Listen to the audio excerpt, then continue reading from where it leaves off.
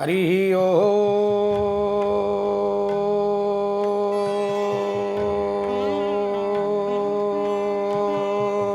श्रीमान महागणाधिपतये नमो नमः।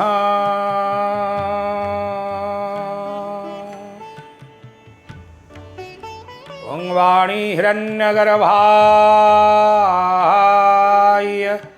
नमो नमः।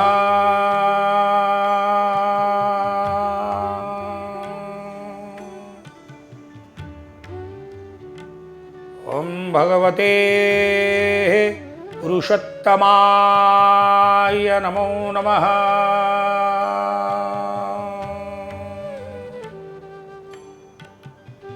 ओं मातृपितृचरणकमलेभ्यो नमो नमः।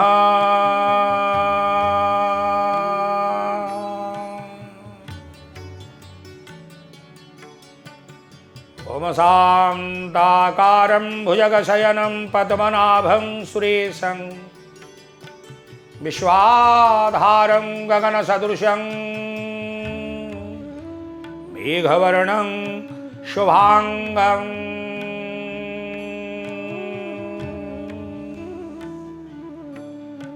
लक्ष्मीर्कान्तं कमलनयनं योगिर्विद्यानगम्यं वन्देर्विष्णुर्भवभयहरं सर्वलोकैकनाथं।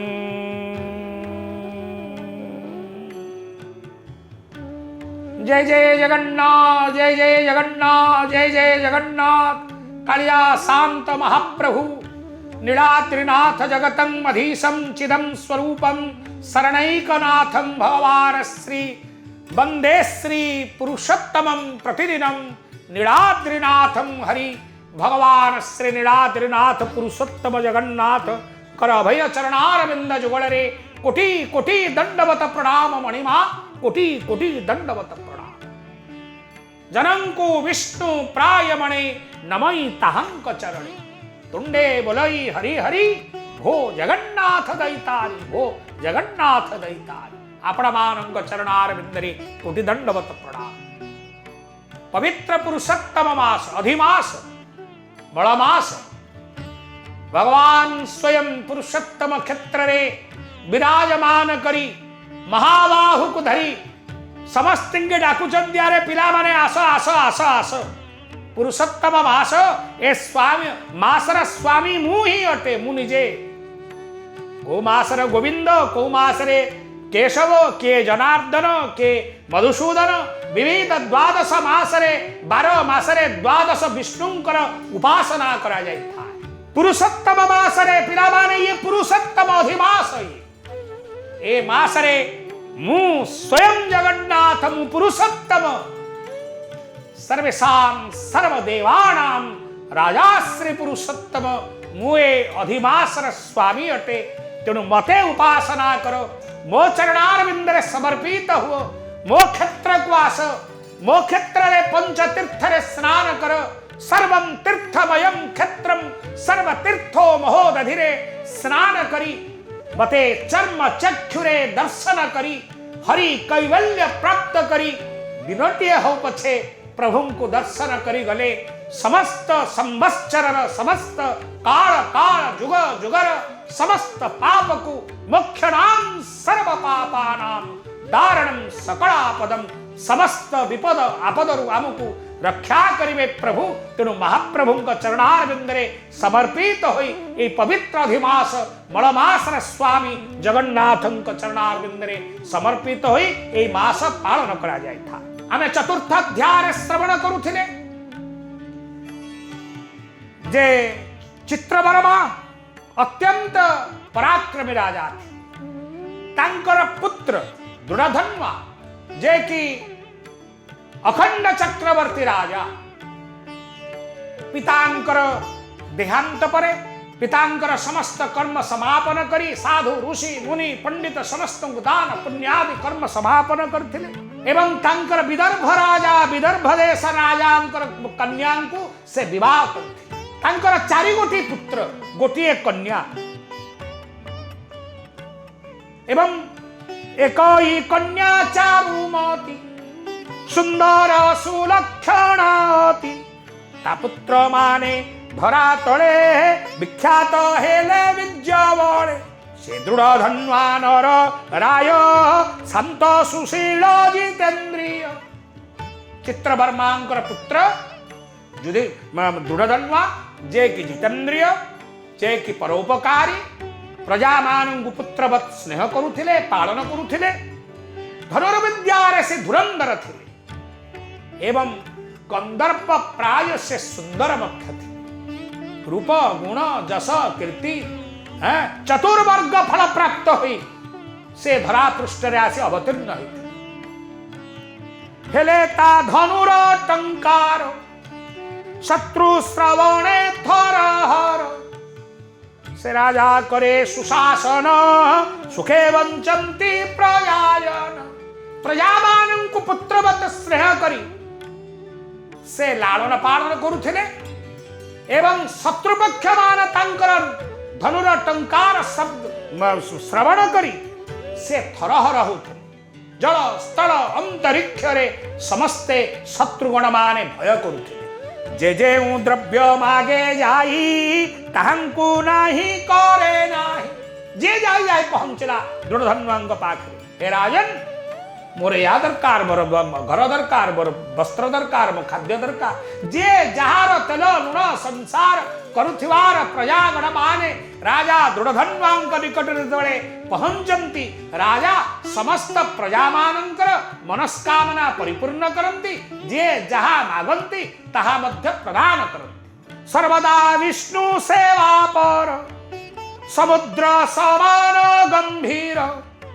न्याय विचारे धर्मराज राधय समदेह तेज से प्रजामान को जेपरी पालन करुथिले से मध्य सेपरी गंभीर थिले स्वाभिमान थिले समुद्र परी गंभीर थिले न्याय अन्याय को विचार करी प्रजामान को से न्याय प्रदान करुथिले जे अन्याय करुथिले तांको दंड दउथिले जे अन्याय करुथिले तांको पुरस्कृत करुथिले एकदा से ही नर राण सज्जारे करिण शयन सुनिला ताहार अश्वमाने हसंती उल्लसित मने त्यमाने जे परस्पर तागुण भासंती सुसरे राजा सोईचंती नित्य कर्म समापन करी शयन कक्ष को आसी सब शयन करिछंती शुणुचंती रजांकर जो अश्वमाने सब अश्वशाला रहिचंती सेमाने सब हसौचंती सेमाने खिली खिली हेई हास्य प्रदान करुछंती उल्लसित मनरे से माने आनंदित होचंती भृत्यमाने प्रजामाने परस्पर परस्पर भितरे कथोपकथन होचंती आम राजा भलो आम राजांग्र हृदय अछि आम राजा दानी दुःखमाकारी न्यायकारी ये समस्त जश गुण तांकर राजा दृढ़धन्वांकर राजा ठू आरंभ करी प्रजा एवं समस्त पशु पक्षी ये समस्त आनंद उल्लसित से जीवन यापन करुछ सुनी न चित्र वर्मा बड़ा निजकु धन्य मने कला सर्वत्र श्रीहरि कीर्तन करंती सर्व प्रजागण राजा दृढ़धन्वा निजकु धन्य मन कले कले जाहु प्रभुंकर अपार कृपा भगवान श्री जगन्नाथ पुरुषोत्तमंकर अपार कृपारु आदि राजा राज्य रे प्रजागण माने कन्यागण पिला माने समस्त शिशु बालक युव वृद्ध पशु पक्षी समस्त आदि आनंदित उल्लसित होई चारियाड हरिनाम कीर्तन होउची ये राजांकर स्वधर्मर फल भासिला से हूँ मने मने मोसम अछि के राजने स्वर्गर सुखे मर्त्ये ब्रही भुंजे मुतिले दुख नाही स्वर्गर जो सुख प्राप्त हुए मर्त्य रही से सुख ही से प्राप्त होती सब अच्छी पिले कुआरे जीवा दरकार ना यही जो भगवान पुरुषोत्तम विराजमान कर सबू अच्छी यही हूँ वैकुंठ नित्योत्सव नित्य सौख्य नित्य श्री नित्य मंगलम विहोर्चित जगन्नाथ श्री वैकुंठपुराधिप वैकुंठ बोली कहले जोटी भगवान स्वयं पुरुषोत्तम विराजमान करिसंती पुरुषोत्तम क्षेत्र जोठी नित्य उत्सव प्रत्येक दिन पुरुषोत्तम क्षेत्रपुरी रे उत्सव चली था 12 मासरे 13 यात्रा नीति कांति सेवा पूजा हरिबोल हुड़हुड़ी हाँ कौन नित्य उत्सव नित्य सौख्य एठी दुख कारण था नित्य श्री नित्य मंगलम सदा सर्वदा लक्ष्मी एठी विराजमान करिछन नित्य अमंगल एठी सूचना ही न था मंगलम भगवान विष्णु तांकर नाम को स्मरण कले माळ महाप्रसाद को मुंडियाटीए मारी निर्माल्य समस्त मंगल ध्वंस ही था ए भाग्य होइला कि परी जानिबा पाही इच्छा करी कहा को पचारिबी मुही केबा पारिबो एहा कही राजा दृढ़धन्वा विचार करुछन्ते एसबु किमिति हला मो भाग्य रे उड़ाक किपरि घटिला मु किमिति उड़ाक पाइली कहा को पचारले कोन के कहिबो एमंत बहु चिंता कला तापरे सेहु निद्रा गला रजनी हुंते प्रभात शयने तेजी नरनाथ एक कथा चिंता करी मन मन विंजा करी गाधुआ शयन कले निद्रा भंग हला शयन कले नित्य कर्म समापन करी समस्त नित्य कर्म समापन करी अश्वर पृष्ठे विजय करी अनेक सैन्य संगे धरी वनरे प्रवेश होइला वन सुसमानी रेखिला राजा निजर इच्छा मते मृगया कला बहुमते राजा दृढ़धन्वा सैन्य सामंत को साथ धरी अरण्य को विभिन्न आड़ गति कले राजांकर इच्छा राजा स्व पर विराजमान करी स्व इच्छा रे मृगया करबा को बाहर मृगया करबा को जाई गोटे मृग को लक्ष्य करी मृग बहुत दूर गला अरण्य अंतर ध्यान हैला विचार करी गोटे मृग को से अनुसरण करी राजा दृढ़धन्वा से मृग पछे पछे पछे पछे एकाकी यात्रा गोटे सर मध्य बिंधिले से सर मध्य ताकु भेद करि पारिला लागिला बड़ कष्ट प्राणे भ्रमिला जल लोड़ी जाने बहुत भ्रमी नरमणि देखिला एक पुष्करणी विषयी बड़ मनोहर काजल अति निर्मल जे देखिला तुषारे तंटीपाटी सुखीगलाणी राजा दृढ़धन्वांकर चाहे खोजिले गोटे सुंदर पुष्करणी देखिले से पुष्करणी तट को जाई गुड़ा हाथ धुआ धुई मुह फुह धोई मुंगाए पानी ग्रहण कले जल विहुने प्राणनाश जीवनाश तेणु जल नहले जीवन पंचभूतर शरीर अग्नि वायु जल आकाश पृथ्वी तत्व शरीर गढ़ाई आम क्या छाड़ी पारिबा ना गोटे सेठा से पुष्करणी मुंदे आई पानी पी संतोष एव लाभ करी गोटे बट वृक्ष मूଳରେ से जाइकरी विश्राम नहीं थका मारी बसी पड़ती राजा दृढ़धन्वा वृक्षर ऊर्ध देश चाही देखिले तही नर साई डाल रे बसी एक सुक मनुष्य परी पढ़े श्लोक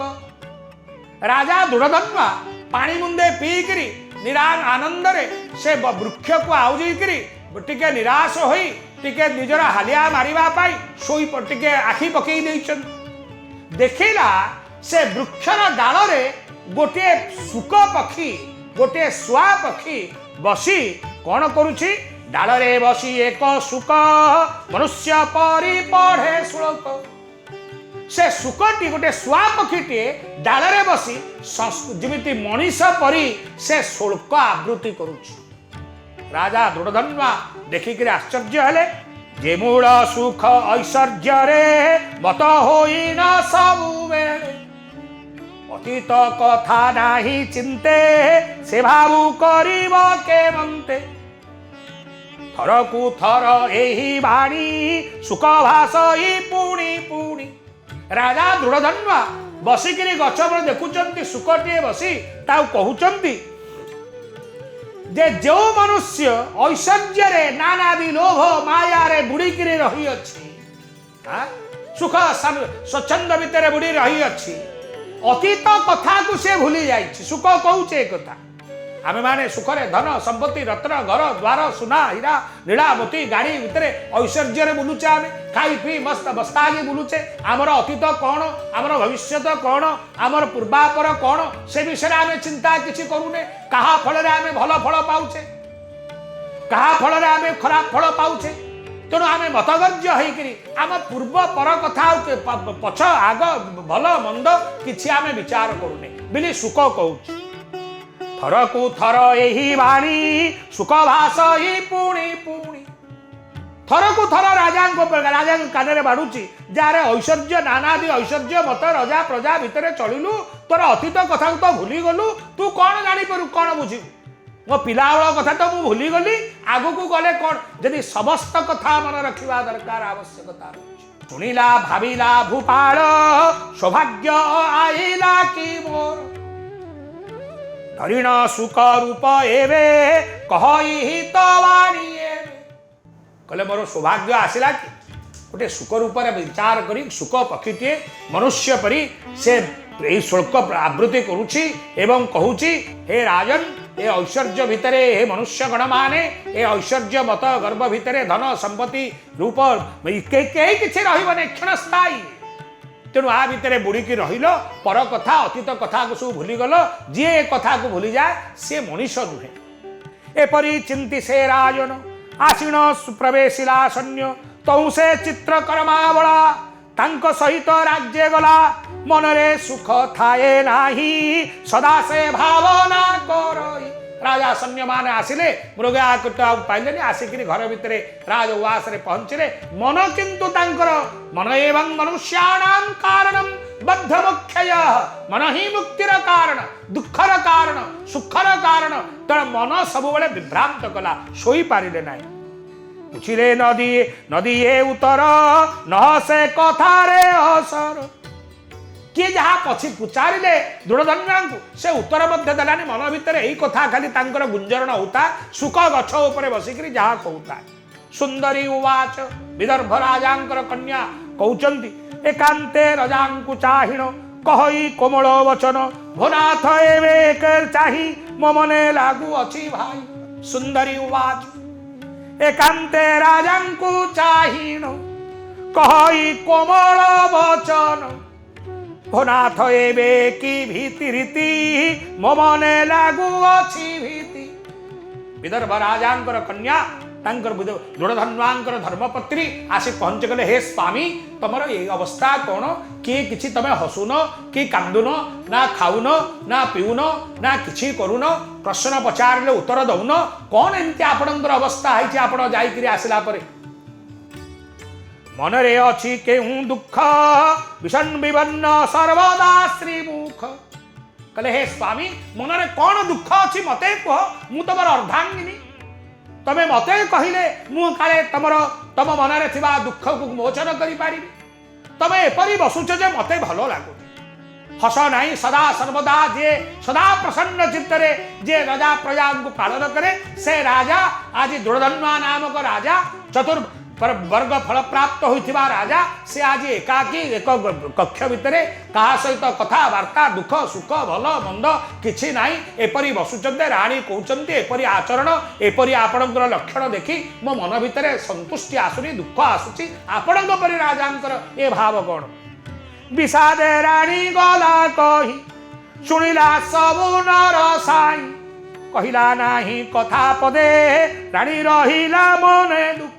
विदर्भ कन्या राणी राजा को जेते कथाग्री पचारे राजगुरु डाकिले कहले हे राजगुरु महाशय देखंतु राजांकर ए प्रकार अवस्था जाइथिले मृगया करिबा पाई मृगया करिकरी आसिला परे ए मन भितरे कौन हैला कौन नाही घर को आसिले खाइबा नाही पीबा नाही कथा नाही वार्ता नाही पूजा नाही पूजी नाही हां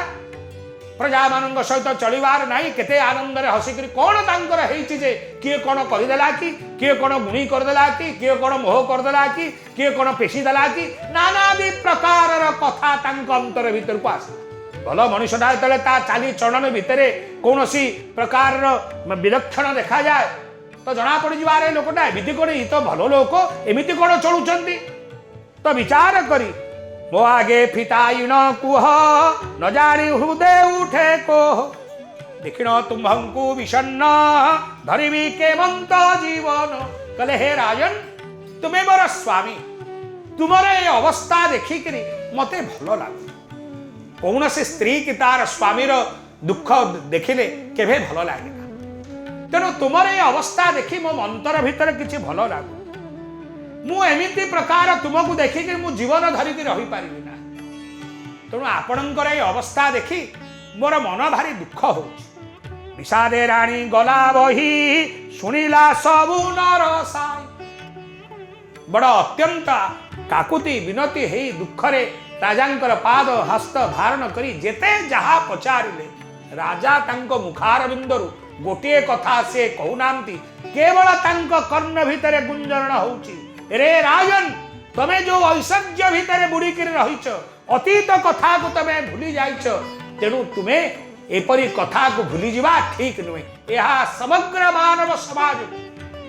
स्वयं सुखदेव आज कथा कहउछ। तेणु महाप्रभु तेणु विषाद कहते जे से कहते जे राजा चिंता करुछंती दुर्योधनवा राजा से सुख